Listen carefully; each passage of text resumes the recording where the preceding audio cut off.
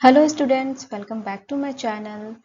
आज जो टॉपिक हम डिस्कस करने वाले हैं वो है बीएड सेकेंड ईयर के paper 10 creating an inclusive school के one of the topic that is physical disability. Okay, तो इस टॉपिक में जो हम पढ़ने वाले हैं वो हम देखने वाले हैं कि फिजिकल डिसेबिलिटी होती क्या है ना, उस पर क्या क्या कैरेक्टरिस्टिक्स होते हैं, मतलब हम किसी को पहचानते कैसे हैं कि ये डिसेबल है या पर्सन या नहीं है, और डिसेबिलिटी के क्या क्या रीज़न हो सकते हैं, काउजेस क्या क्या क्या हैं उसके, है ना, और क्या क्या प्रोविज़न उसके लिए होना चाहिए उनके लिए, है ना, उनके बेटरमेंट के लिए, उनके सक्सेस के लिए।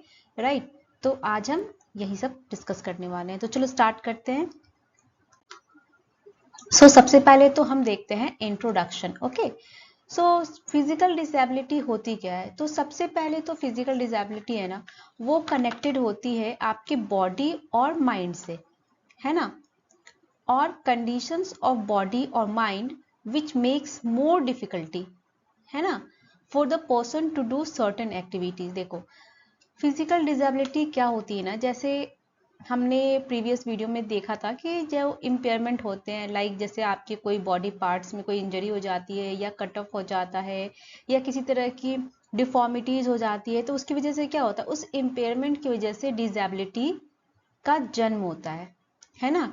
इम्पेयरमेंट जो होती है, ठीक है, ये this impairment give birth to this disability. Okay, अब क्या होता है कि ये एक ऐसा कंडीशन होता है ना डिसेबिलिटी, जिसमें आप हो सकता है कुछ काम ना कर पाओ पूरी तरह से, या हो सकता है आप कुछ काम कर सको लेकिन उसमें आपको बहुत डिफिकल्टी आए करने में, उस काम को आप ज़्यादा अच्छे से ना कर पाओ जैसे आप एक नॉर्मल वे में करते हैं लोग, है ना, या फिर उसको करने में आपको एक लंबा समय लगे। तो ये एक कंडीशन बॉडी और माइंड का ऐसा होता है, साइकोलॉजिकल भी होती, राइट। तो ये एक ऐसा कंडीशन होता है बॉडी या माइंड का जो जो क्या बनाता है, makes more difficulty for the person to do certain activities, कुछ काम करने में, है ना, आपको ये थोड़ा क्या करता है, बहुत सारी डिफिकल्टीज क्रिएट करता है, जिससे आपको थोड़ी दिक्कत होती है आपके डे टू डे लाइफ के काम करने में, एक्सेट्रा। ओके, अब देखो, डिसेबिलिटी डजेंट मीन कि आप डिसेबल हो, लाइक अब किसी का लेग एम्प्यूटेड है ना, तो अब वो कहोगे कि आपको पढ़ने में सक्षम नहीं है, तो ऐसा नहीं है ना, उसका लेग एम्प्यूटेड है, उसका माइंड तो अभी भी वैसे ही है ना, तो वो पढ़ रहा है। तो डिसेबिलिटी किसी एक एरिया में हो रही है तो जरूरी नहीं है कि वो आपके शिक्षण के एरिया में, तो सॉरी, शिक्षा के आपके करियर में या आपके पढ़ाई के ग्रोथ में भी वो, है ना, वो आपको उसको हैम्पर कर रही है या कुछ, तो ऐसा नहीं है, ठीक है। चलो अब देखते हैं, a physical disability is a substantial and long term condition. ठीक है, सब्सटेंशियल मतलब क्या है कि हो सकता है कि लार्ज अमाउंट में हो जाए, है ना, जो भी डिफॉर्मिटीज हुई है हो सकता है वो लार्ज अमाउंट में हो जाए, या फिर लंबे अरसे के लिए हो जाए, affecting a part of person's body that impairs and limits their physical functionings, mobility, stamina और डेक्सटेरिटी। ओके, इसका मतलब क्या हुआ कि फिजिकल डिसेबिलिटी क्या है, हो सकता है कि लार्ज अमाउंट में हो या कम अमाउंट में हो, ऐसा कंडीशन होता है ये जो अफेक्ट करता है, ठीक है, पर्सनस बॉडी दैट इम्पेयर्स। ठीक है, अब कुछ मान लो कुछ बॉडी पार्ट्स में इंजरी हो गई, एक्सीडेंट हो गया, कुछ डिफॉर्मिटीज हो गई, है ना, कोई पार्ट आपका रिमूव कर दिया गया आपकी बॉडी से, पैरालिसिस हो गया, समथिंग पोलियो लाइक, है ना, तो वो क्या कर देते हैं, वो लिमिट क्रिएट कर देते हैं कि आप इतना ही काम कर पाओगे अब, है ना, एक नॉर्मल रेंज में आप काम नहीं कर पाओगे। हो सकता है आपके चलने फिरने में, है ना, आपके मूवमेंट में वो लिमिट लगा दे। हो सकता है आपका जो पोटेंशियल है, स्टैमिना है उस चीज को करने का, वो आप ना कर पाओ, लाइक चलो किसी को सपोज पोलियो हो गया है ना, या किसी के लाइक वेब फूड हो जाते हैं या फिर क्लब फूड हो जाते हैं, वो मैं बताऊंगी आगे। तो उसमें क्या होता है, उनको चलने फिरने में दिक्कत होती है, उनको ज्यादा टाइम लगता है, वो आसानी से दौड़ भाग नहीं कर पाते हैं, उनका पोटेंशियल में लिमिट लग जाती है, जो काम वो अच्छे से कर पाते हैं अब वो नहीं कर पाएंगे उतने अच्छे से, ठीक है। और ये क्या, ये स्किल्स, ठीक है, उनके स्किल्स में भी क्या होते हैं, लिमिट्स हो जाते हैं। The loss of physical capacity results in the person having a reduced ability or inability to perform body movements such as walking, moving their hands and arms, sitting and standing, as well as controlling their muscles.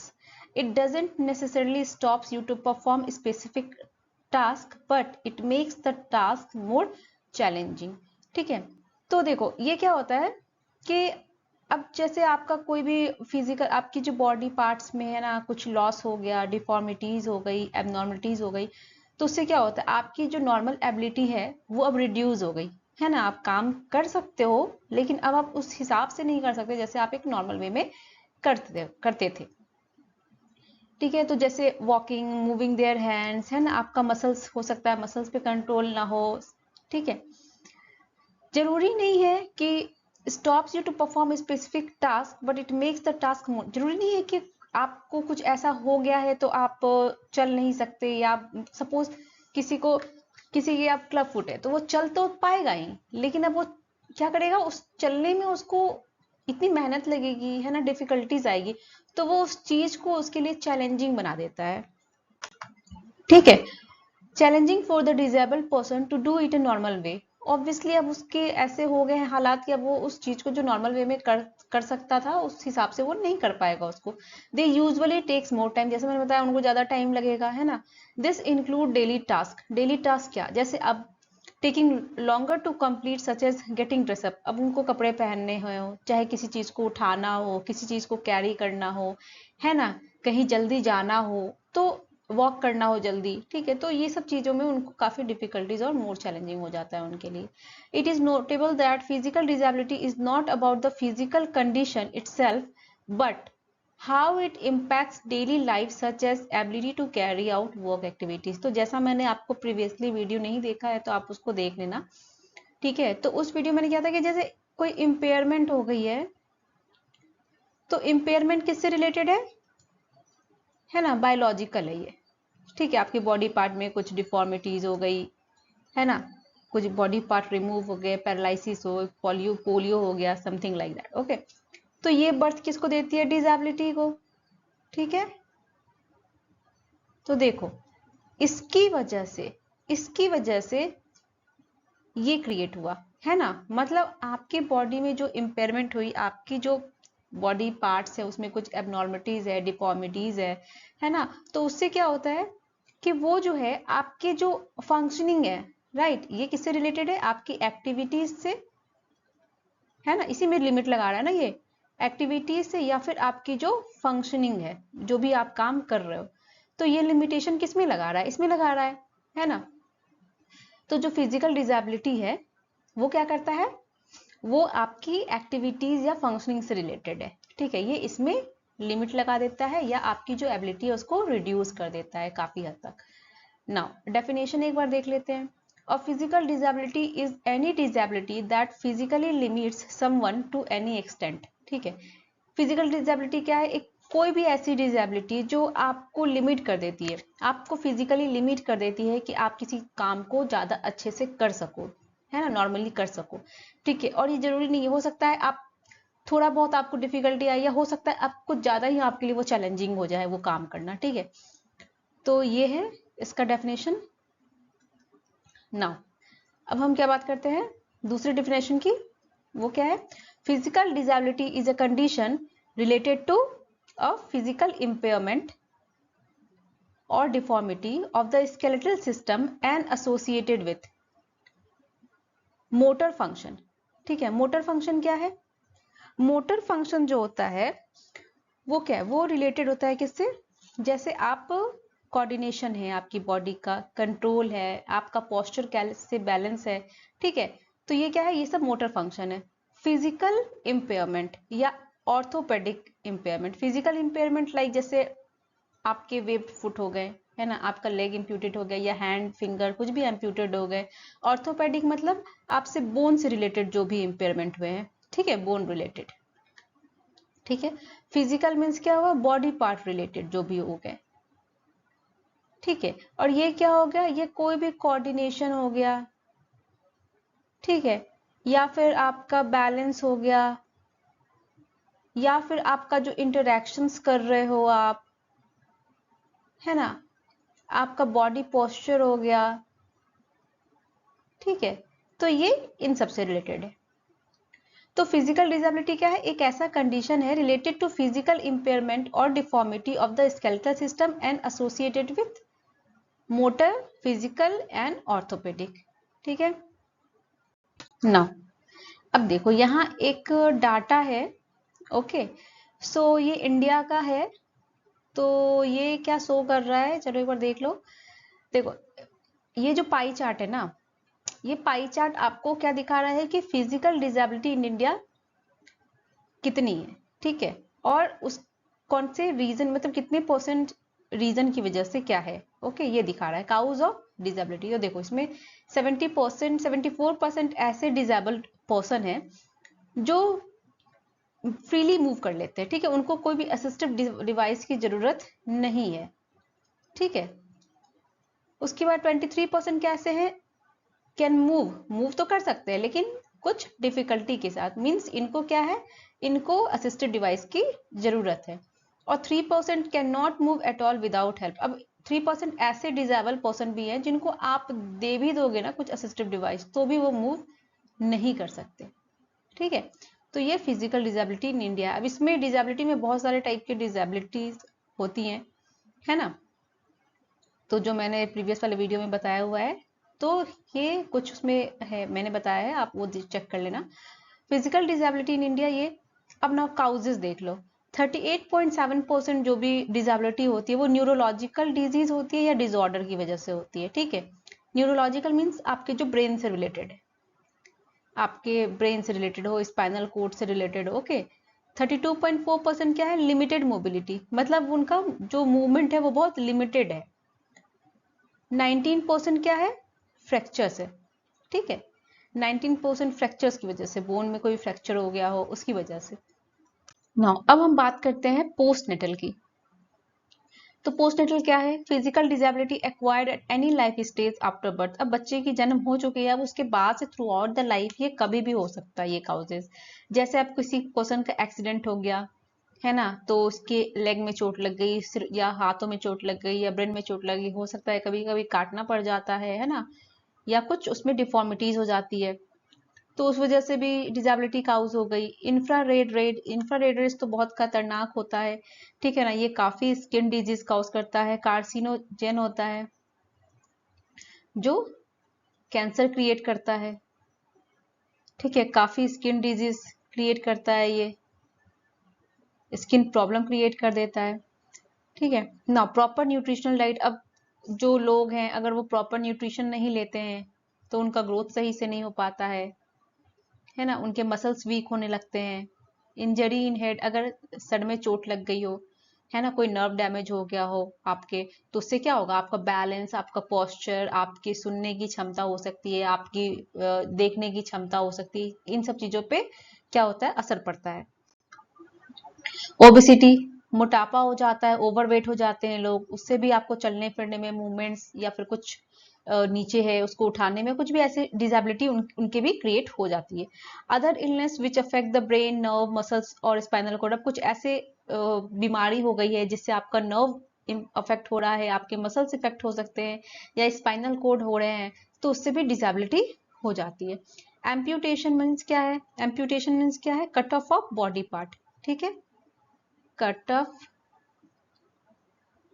Of a body part. Suppose किसी के पैर में चोट लग गई हो, accident हो गया हो, है ना, तो क्या होता है, डॉक्टर कभी कभी क्या करते हैं, उनके लेग को क्या कर देते हैं, काट कर हटा देते हैं, या हैंड को, या फिर उंगली किसी की कट जाती है मशीन में, है ना, तो क्या हुआ, ये इसी को कहते हैं एम्प्यूटेशन। तो इसकी वजह से वो डिसेबल हो गया, किसी की अब फिंगर कट गई हो, अब वो लिखने में डिसेबल है ना, अब उसको लिखने में प्रॉब्लम होगी। नो, मेडिकल कंडीशंस, कुछ मेडिकल कंडीशंस ऐसे भी हैं जिसमें प्रॉब्लम होती है, लाइक क्या है, मस्कुलर डिस्ट्रॉफी। तो मस्कुलर डिस्ट्रॉफी में क्या होती है, मसल्स वीक हो जाते हैं इसमें, है ना, वीकनेस ऑफ मसल्स। अर्थराइटिस क्या है, ये है जॉइंट पेन, है ना, चलने फिरने में दिक्कत। सेरेब्रल पाल्सी क्या है कि ये एबनॉर्मल ब्रेन का जो डेवलपमेंट है ना वो एबनॉर्मल होता है, जिसके कारण क्या होता है, इसमें क्या होता है, एबनॉर्मल ब्रेन डेवलपमेंट। ठीक है, तो क्या होगा इसमें, ब्रेन से तो आपका बैलेंस है पूरी बॉडी का, है ना, तो आप बैलेंस नहीं कर पाओगे अच्छे से, आपका सेकी मूवमेंट रहेगा। ठीक है, फिर उसके बाद आपका पोस्चर सही नहीं रहेगा, तो ये सब इसकी वजह से क्रिएट होते हैं। हेड इंजरी, इससे भी ब्रेन जो भी डिजेबिलिटी है वो काउज हो सकती है, आपके सर में अगर चोट लग गई हो तो। मल्टीपल स्क्लेरोसिस, ठीक है, इसमें क्या होता है, इम्यून सिस्टम डैमेज हो जाता है, ठीक है, जो भी जो नर्व को कवर करती है जो लेयर, वो सब डैमेज हो जाते हैं, इम्यून सिस्टम इसमें डैमेज होती है, ठीक है। तो इन सब की वजह से क्या होता है, डिजेबल होने के चांसेस बढ़ जाते हैं या होते हैं। नाउ अब हम कैरेक्टरिस्टिक्स की बात करते हैं। कैरेक्टरिस्टिक्स क्या, कि मतलब हम कैसे जानेंगे कि पहचानेंगे कि कौन डिजेबल है ना। तो सबसे पहले तो फिजिकल डिजेबल पर्सन होते हैं, उनका पुअर बॉडी इमेज होता है, मतलब उसकी शरीर की बनावट को देखकर आप समझ सकते हो कि ये फिजिकल डिजेबल पर्सन है। अब फिजिकल डिजेबिलिटी है उसको, तो ऑब्वियसली अगर वो एक नॉर्मल कंडीशंस में नहीं रह रहे हैं तो उनको एंजाइटी और फ्रस्ट्रेशन लेवल जो है वो काफी काफी ज्यादा होगा, है ना। ग्रोथ एंड स्केलेटल एबनॉर्मलिटीज, हो सकता है उनके बॉडी पार्ट जो भी ग्रोथ है वो सही से ना हुए हो, या फिर उनकी जो स्केलेटल एबनॉर्मलिटीज है ना, बोन्स की जो बनावट है, हमारे जो स्केलेटल्स हैं उनमें एबनॉर्मलिटीज हो। इमोशनल इनस्टेबिलिटीज एंड एक्सेसिव ईटिंग, कभी कभी ऐसे भी डिसेबल पर्सन होते हैं, लाइक जैसे ओबेसिटी सब में हो जाता है, क्या वो खाते ही बहुत ज्यादा खाते हैं, एक्सेसिव ईटिंग होती है, ठीक है। एबनॉर्मल लगेंगे वो आपको उस टाइम पे जब वो खाने खाते रहेंगे, बहुत ज्यादा खाएंगे वो। इमोशनल इनस्टेबिलिटी, मतलब उनका वो स्टेबिलिटी नहीं होती, कभी कभी वो हंसते रहेंगे फिर कभी कभी रोने लगेंगे, है ना। इम्बैलेंस इन बॉडी और बॉडी पार्ट्स, उनको अपने कभी कभी होता है हाथ में, अगर कोई डिसेबिलिटी की वजह से, कोई इम्पेयरमेंट की वजह से अगर हाथ डिसेबल्ड है तो क्या होगा, वो जब लिखते रहेंगे तो उनका हाथ थरथराता रहेगा, बैलेंस नहीं रहेगा। या फिर पूरी बॉडी में ही अगर सपोज जैसे किसी के क्या होते हैं, एक पार्ट पैरालाइज हो जाता है, अब वो कुछ काम करने के लायक उस पार्ट से नहीं हो पाता है, बैलेंस नहीं है वो, ठीक है। किसी किसी के चले, अब जैसे वेब फुट है या फिर क्लब फुट है, तो उनके क्या होगा, इम्बैलेंस होगा बॉडी पार्ट्स, वो चल नहीं पाएंगे, वो अच्छे से संभाल नहीं पाएंगे खुद को। नो प्रॉपर वर्क, ठीक है, वो जो सही जो काम कर रहे हैं नॉर्मल वे में उसको वो सही से नहीं कर पाएंगे properly. Not able to move walk properly without any help. तो कोई जो लोग जिनको पैरालिसिस हो जाती है, जिनको पोलियो हो जाता है, या किसी का लेग एम्प्यूटेड है, तो क्या होगा, प्रॉपर वॉक नहीं कर पाएंगे, मूव नहीं कर पाएंगे, उनको एक असिस्टिव डिवाइस की जरूरत पड़ेगी। No problem in sitting and standing, इसमें प्रॉब्लम होगी उनको, अगर उनके पैर में या उनके बैक में या उनके बोन से रिलेटेड कोई प्रॉब्लम है, या उनके कमर में कोई प्रॉब्लम है ऐसी आ गई, तो उनको सिटिंग और स्टैंडिंग में प्रॉब्लम होगी। मसल्स वीकनेस है ना, जैसे मस्कुलर डिस्ट्रॉफी में हमने देखा, मसल्स वीकनेस हो जाती है तो वो बैलेंस नहीं कर पाएंगे शरीर को जल्दी। गेट टायर्ड वेरी सुन, अगर वो कुछ काम कर रहे हैं तो बहुत जल्दी थक जाएंगे।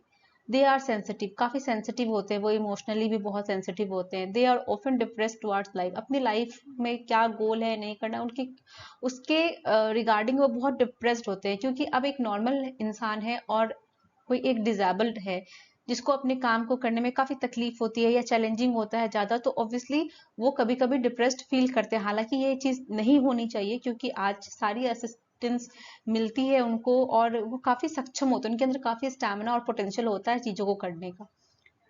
Now feelings of inferiority complex, उनको कभी कभी इंफीरियरिटी कॉम्प्लेक्स भी फील होती है। Difficulty in picking holding and putting things, अब किसी के फिंगर एम्प्यूटेड हैं, किसी के फिंगर कट गए हैं, या किसी के हाथ में पैरालिसिस हो रखा है, या उनका हाथ एम्प्यूटेड है, तो उसको क्या होगा, उसको कोई चीज को पिकिंग करने में, उठाने में, पकड़ने में या रखने में, है ना, उसको काफी दिक्कत होगी। फॉल्स फ्रिक्वेंटली, अब किसी के इम्बैलेंस है बॉडी, है ना, उनके मोटर स्किल्स नहीं है सही, डिजेबल्ड है, डिजेबिलिटी है उसमें, तो क्या होगा, वो जल्दी जल्दी गिरेंगे। Takes longer time to do some work, कोई भी काम को करने के लिए वो एक नॉर्मल टाइम से ज्यादा टाइम लेंगे। Walk awkwardly with a limp, ठीक है, तो क्या होगा, विथ अ लिम्प मतलब क्या होगा कि वो डिफिकल्टी के साथ, है ना, जैसे आप किसी के स्टिफ लेग है तो अब वो डिफिकल्टी के साथ वॉक करेगा, वो नॉर्मल तो वॉक नहीं कर पाएगा, वो रुक रुक के वॉक करेगा थोड़ा। Poor motor coordination, motor coordination जैसे मैंने आपको बताया कि जैसे क्या हुआ, बैलेंस है ना, बैलेंस हो गया, फिर आपका interactions with interactions with other हो गया, ये सही से नहीं हो पाएगा उसका, है ना। उसके बाद पोस्चर सही नहीं हो पाएगी उसकी, कोऑर्डिनेशन सही नहीं हो पाएगा, बॉडी इम्बैलेंस होगी, ठीक है। नाउ मूव इन सेगी फैशन, मतलब अब जब वो चलेंगे तो वो मतलब हिलते रहेंगे, मतलब उनका जो नॉर्मल एक चलना होता है उस टाइप से आपको नहीं दिखेगा, बहुत काफी मतलब हिलते डुलते टाइप से चलते रहेंगे क्योंकि उनका बैलेंस नहीं है ना खुद पर, इसलिए। Deformities in finger, hand, leg, spine, neck etcetera, कोई किसी भी चीज में, फिंगर में हो सकता है डिफॉर्मिटीज दिखे आपको, पूरे हाथ में दिख सकती है, लेग में, चाहे उनके स्पाइन्स में, या फिर नेक, गले में, कुछ भी कहीं पे भी आपको डिफॉर्मिटीज दिख सकती है। फ्रिक्वेंट ज्वाइंट पेन, अब जिसको अर्थराइटिस है तो क्या होगा, उसको चलने फिरने में दिक्कत होगी, ज्वाइंट पेन रहता है उसमें। अब हम बात करते हैं need and educational provision for physical disabled person. जो भी फिजिकल डिजेबल्ड पर्सन है ना, उनके क्या नीड है और एजुकेशनल प्रोविजनल क्या है, ठीक है। तो सबसे पहले तो राइट टू एजुकेशन, ठीक है, ये क्या है, ये प्रोवाइड करता है free and compulsory education, RTE, okay. Right to education provides free and compulsory education to children with any type of disability, किसी भी टाइप की डिसेबिलिटी हो उनके लिए फ्री एंड कंपल्सरी एजुकेशन है, ठीक है। Special sitting arrangement must be in classroom for proper posture and comfort, तो जो फिजिकल डिसेबल्ड पर्सन है जिनको बैठने में हो सकता है डिफिकल्टीज हो, या खड़े होने में थोड़ी उनकी फिजिकल बॉडी पार्ट्स में उनकी कोई डिफॉर्मिटीज हो, एबनॉर्मलिटीज हो, तो उनके लिए ऐसा सिटिंग अरेंजमेंट होना चाहिए जिससे क्या वो क्लास में काफी कंफर्ट फील कर सके, प्रॉपर पोस्चर में रहें और कंफर्टेबल बैठे। Specially train teachers should be available for teaching, अब ऐसा नहीं है कि सारे टीचर्स जो है उनको पढ़ा सकते हैं, हो सकता है कि किसी को कोई देख तो सकता है बट वो सुन नहीं सकता, तो क्या हमारे टाइप के लोग उनको पढ़ा पाएंगे, ढंग से नहीं पढ़ा पाएंगे, क्योंकि उनके लिए जो टीचर होते हैं वो काफी ट्रेंड होते हैं, उनको साइन लैंग्वेज, उनको साइन लैंग्वेज की नॉलेज होगी, है ना।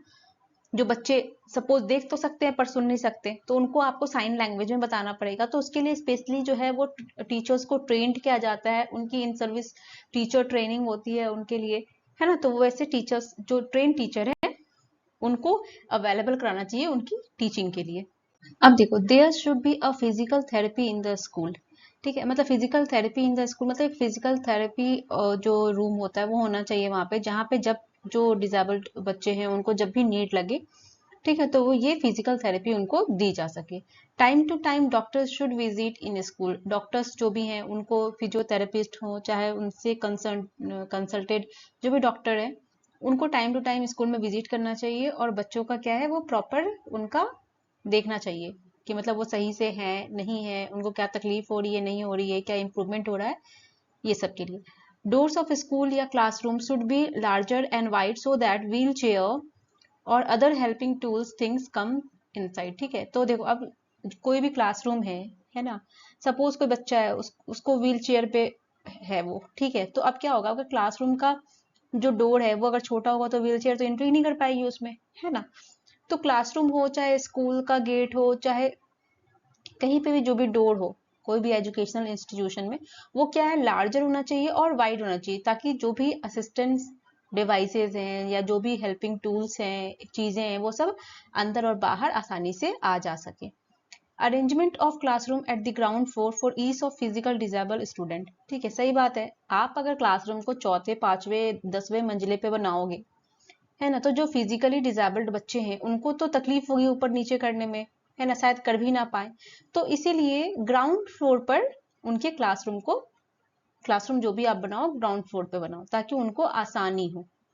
Instead of stair make flat upstair, अब आप सीढ़ियां बनाओ, एक नॉर्मल आदमी सीढ़ियां चढ़ता है उसको वो थोड़े टाइम पे उसको ब्रीदिंग प्रॉब्लम होने लगती है ना, हांफने लग जाते हैं वो, नॉर्मल भाषा में बोलूं तो मैं।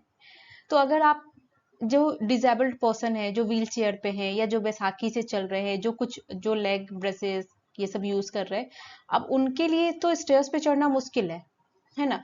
तो आप ऐसा करो कि आप स्लोपिंग जो अप स्टेयर है वो बनाओ, है ना, इस पे जाना ज्यादा इजी है, बशर्ते क्या इससे जाओ, इसे तो आप जा भी ना पाओ, ठीक है, या फिर आप लिफ्ट प्रोवाइड करो जिससे आसानी हो, है ना, बच्चों को इजिली मूवमेंट करने में।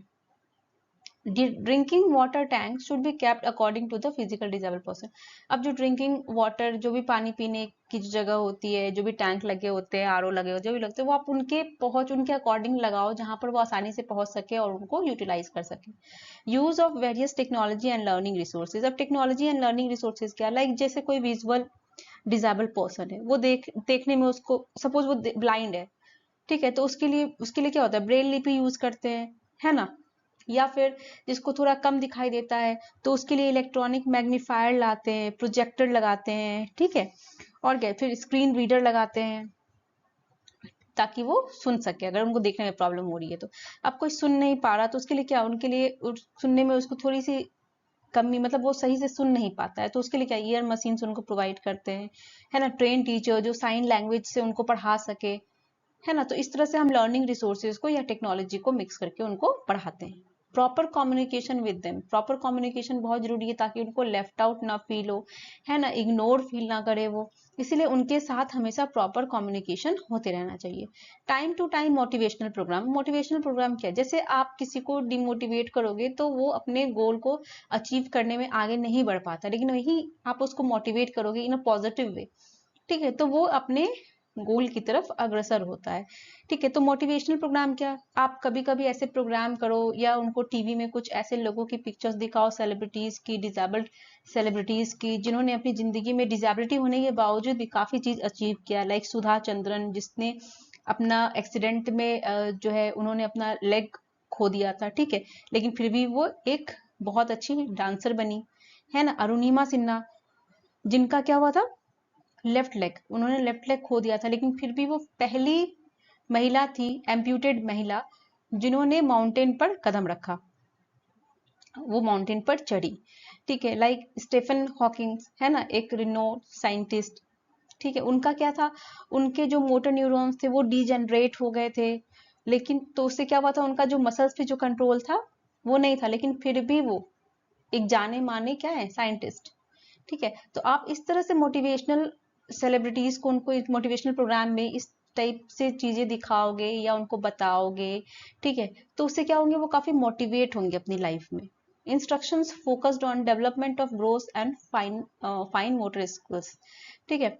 आप बच्चों को इंस्ट्रक्शंस दो, ताकि किस पे, कि उनका development of gross and fine Motors. अब ग्रॉस मोटर क्या होता है, ये इन्वॉल्व करता है किसको, इन्वॉल्व लार्जर मसल्स, ठीक है, लार्जर मसल्स, लाइक जैसे आप रनिंग कर रहे हो, है ना, आप वॉकिंग कर रहे हो, आप जंप कर रहे हो, तो इन सब में जो भी मसल्स यूज कर रहे हैं वो क्या है, ग्रॉस।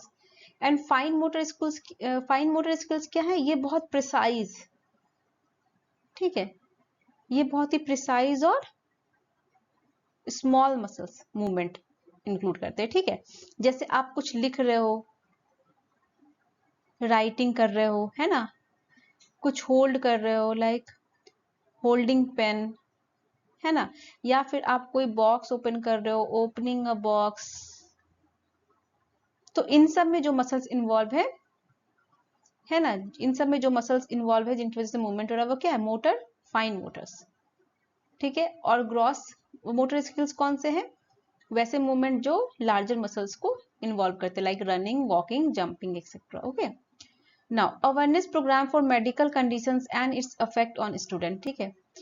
अवेयरनेस प्रोग्राम आप चलाओ कि कौन कौन से ऐसे मेडिकल कंडीशंस हो सकते हैं, है ना, जिसकी वजह से क्या होता है, कैसे इम्पैक्ट करता है वो स्टूडेंट की लाइफ को, ऐसे अवेयरनेस प्रोग्राम चलाओ। Proper use of reinforcement to get desired behaviour. अब बच्चों में आप एक पॉजिटिव बिहेवियर, ओवरऑल डेवलपमेंट देखना चाहते हो, तो आप री इन्फोर्समेंट, है ना, उनके अंदर मोटिवेशन, पॉजिटिव मोटिवेशन, उसका यूज करो, ठीक है। Proper therapy should be used in school so that proper walking, grabbing, etc. can be improved, ठीक है। तो आप प्रॉपर जो भी फिजियोथेरेपिस्ट हैं या जो थेरेपी होती है उनकी, वो प्रॉपर आप प्रोवाइड करो, है ना, ताकि जो भी किसी को चलने में प्रॉब्लम हो रही है, किसी को कुछ पकड़ने में प्रॉब्लम हो रही है, तो वो सब चीजें जो है धीरे धीरे वो इम्प्रूव हो सके। Physical disable person are mentally stressed, obvious सी बात है, and frustrated. For removing this proper counselling and guidance is needed. ठीक है, अब बहुत बच्चे स्ट्रेस्ड में रहते हैं, फोकस्ड नहीं हो पाते, फ्रस्ट्रेट रहते हैं, है ना, वो सोशल रिलेशनशिप नहीं बना पाते लोगों से, है ना। तो ऐसे कंडीशंस में उनके अंदर जो डिप्रेशन है उन सबको हटाने के लिए, है ना, ताकि वो भी एक नॉर्मल लाइफ में आ सके, अपना गोल अचीव कर सके, जो भी उन्होंने सपने देखे अपनी लाइफ को लेकर उसको पूरा कर सके, तो उसके लिए उनको एक बहुत ही बेटर काउंसलिंग और गाइडेंस की जरूरत होती है। टाइम टू टाइम आप उनको काउंसिल करो, आप उसको उनको गाइडेंस दो, ठीक है, उनके पोटेंशियल के अकॉर्डिंग। तो क्या होगा, इससे वो स्ट्रेस आउट रहेंगे और फ्रस्ट्रेटेड नहीं रहेंगे। ठीक है, स्ट्रेस फ्री होंगे, फ्रस्ट्रेटेड नहीं रहेंगे, है ना, सोशल रिलेशनशिप बिल्ड कर सकेंगे। नाउ ऑक्यूपेशनल ट्रेनिंग प्रोविजन, इसमें क्या होता है, ऑक्यूपेशनल ट्रेनिंग प्रोविजन जो होता है it aims to give possible career path. ठीक है, ऑक्यूपेशनल ट्रेनिंग प्रोविजन क्या है, ये क्या एम करता है, aim to give possible career path. ठीक है, आपके लिए जो पॉसिबल है, आपकी पोटेंशियल के अकॉर्डिंग जो पॉसिबल आपका कैरियर हो सकता है, ये वो प्रोवाइड करने में उनको हेल्प करता है। Like physical disabled person have the potential, so according to their potential and field of interest various training can be provided to them. अब किसी को पेंटिंग में बहुत इंटरेस्ट है ना, हो सकता है लेग एम्प्यूटेड, बट वो पेंटिंग में बहुत अच्छी स्किल्स हो उसकी, तो क्या होगा, उसके अकॉर्डिंग उनको कैरियर, उनका काउंसलिंग किया जाएगा, उसके अकॉर्डिंग उनका जो फील्ड ऑफ इंटरेस्ट है उसके अकॉर्डिंग उनको ट्रेनिंग दी जाएगी, उसको और इम्प्रूव किया जाएगा।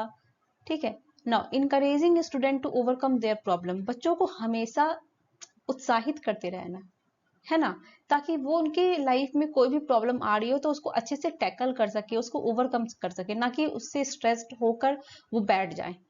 ठीक है, now they require assistive aids like wheelchair, braces etcetera throughout the building. अब बिल्डिंग में कोई एक जगह नहीं, आपको बिल्डिंग में जगह जगह पे ये सब चीजें असिस्टिव डिवाइस जो है वो रखनी होगी, ताकि बच्चे जहां भी जाए उनको सुविधा हो, है ना, एक जगह से दूसरी जगह मूव कर रहे हो तो उनको प्रॉब्लम ना हो, लाइक व्हील चेयर, है ना। उसके बाद ब्रेसेस, ब्रेसेस जो होते हैं वो क्या है, लाइक जैसे आप ये देखो लेग ब्रेसेस, जैसे किसी के लेग में प्रॉब्लम होती है ना, एम्प्यूटेड रहे या फिर उनको चलने में दिक्कत होती है, तो इस तरह के जो टूल्स होते हैं वो उनको प्रोवाइड किए जाते हैं ताकि उनको चलने में प्रॉब्लम ना हो। ठीक है, नाउ ये बिल्डिंग जो भी एजुकेशनल इंस्टीट्यूशन है, जो भी स्कूल बिल्डिंग है, उस पे ये सब सारी चीजें जो है जगह जगह पे प्रोवाइड रहनी चाहिए, ताकि बच्चा जब यहाँ से वहां मूव कर रहा हो तो उसको इन सब चीजों की व्यवस्था वहां पर मिले, सुविधा मिल सके। Now there should be a lap board to fix books, pen holders etcetera. देखो जैसे ये यहाँ पे मैंने दिखा रखा है लैब बोर्ड, ठीक है, तो ये विथ चेयर है, ऐसे विदाउट चेयर भी होती है, तो आप क्लासरूम में ऐसे प्रोवाइड करो ताकि बच्चे जो है वो अपना प्रॉपर यहाँ पे बुक रख सके, यहाँ पे अपना जो भी पेन होल्डर्स है वो रख सके, ताकि उनको पढ़ने लिखने में प्रॉब्लम ना महसूस हो। Furniture should be adjustable. ठीक है, जैसे ये तो चलो उनको मूव करना है तो ये इसको लेकर मूव भी कर जाएंगे, तो इस तरह से फर्नीचर भी ऐसे होने चाहिए जो एडजस्टेबल हो सके उनके अकॉर्डिंग। ठीक है, कोई ऐसे रिजिड ना हो कि आप जैसा फर्नीचर आपको उसके अकॉर्डिंग बैठना है, नहीं, बच्चा जैसा जिस अकॉर्डिंग कंफर्ट होना चाहता है उस अकॉर्डिंग होना चाहिए। वॉशरूम शुड बी एडजस्टेबल और constructed according to the need of physical disable person. अब वॉशरूम उनके अकॉर्डिंग बनना चाहिए, है ना, जैसे डिजेबल पर्सन के लिए, जैसे आप मॉल वॉल में जाते हो तो वहां पे भी आप देखने को मिलता होगा कि उनके लिए एडजस्टेबल उनके अकॉर्डिंग कंस्ट्रक्टेड वॉशरूम रहता है। Rubber mat should be on sleeping places, जहां पे फिसलने की संभावना हो वहां पे रबर मैट्स जो आपकी जमीन को टाइटली होल्ड किए रहते हैं, वैसे रबर मैट्स को प्रोवाइड करना चाहिए ताकि बच्चे गिरे नहीं, है ना। कुछ बच्चे होते हैं जो इम्बैलेंस्ड होते हैं, उनकी बॉडी जो होती है वो बैलेंस नहीं होती है ना, तो वो क्या करते हैं, वो गिरते फ्रिक्वेंटली गिरते रहते हैं। तो ऐसे डिजेबल बच्चों के लिए क्या होता है, रबर मैट्स आप लगाओ, या नॉर्मल भी रबर मैट्स बहुत यूजफुल है, आप लगा दो उसको जमीन में ताकि बच्चे स्लिप ना कर सके। प्रॉपर ट्रांसपोर्टेशन फैसिलिटीज, अब बच्चों के लिए आप प्रॉपर ट्रांसपोर्टेशन फैसिलिटीज प्रोवाइड करो। लाइक अब देखो जो व्हील चेयर पे है वो नॉर्मली तो अब बस पे नहीं चढ़ पाएगा, है ना, ना उतर पाएगा, तो आपको ट्रांसपोर्टेशन फैसिलिटीज उनको उनके अकॉर्डिंग देनी होगी ताकि बच्चा विथ ईज अंदर बाहर बस से हो, चाहे जो भी वाहन यूज कर हो रहा हो उसमें वो अच्छे से अंदर या बाहर आना जाना कर सके। जैसे आप यहाँ देखो, ठीक है, तो जैसे ये देखो आप व्हील चेयर को, यहाँ स्लोपिंग है ना, ये स्लोपिंग है, ये आपको यहाँ पे यहाँ आपको दिख रहा होगा, ये देखो अब ये स्लोपिंग है तो क्या होगा, व्हील चेयर को अंदर ले जाने में काफी सुविधा होगी, है ना। यहाँ पर अगर यही स्टेयर्स रहते तो ये व्हील चेयर आसानी से ऊपर नहीं जा पाता, तो ये स्लिपिंग है। तो इसी तरह से आपको जो भी आप यूज कर रहे हो ट्रांसपोर्ट के लिए, वो इस तरह से होना चाहिए ताकि बच्चे जो है वो आराम से अंदर घुस सके फिर निकल सके आराम से। Teacher should provide attitude towards them, positive attitudes, ठीक है। टीचर को क्या है, वो पॉजिटिव एटीट्यूड प्रोवाइड करना है ना। ऐसा नहीं कि निगेटिव नहीं, positive.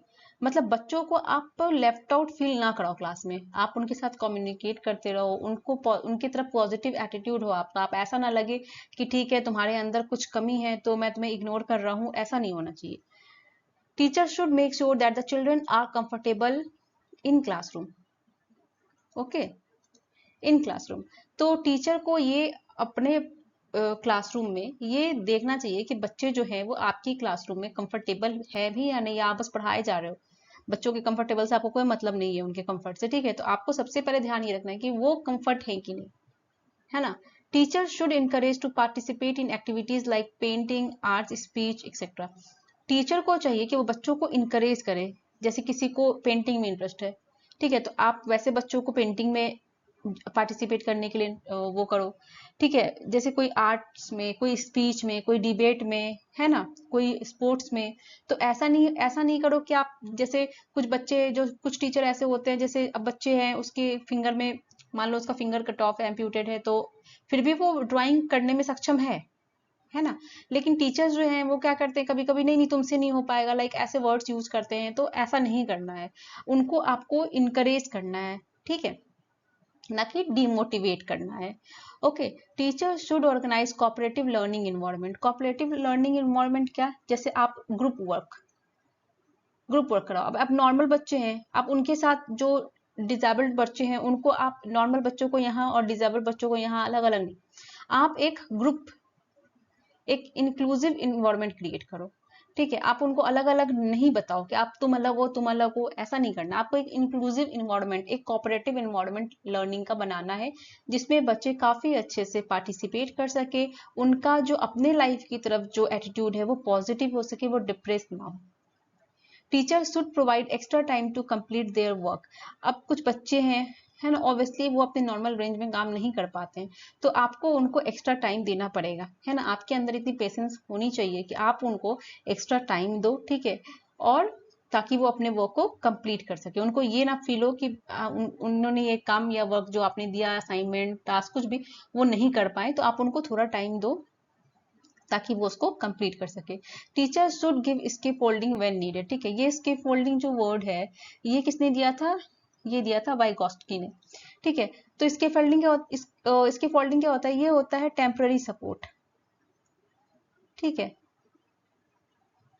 Temporary support given by कौन, given by a more knowledgeable person, ठीक है, मोर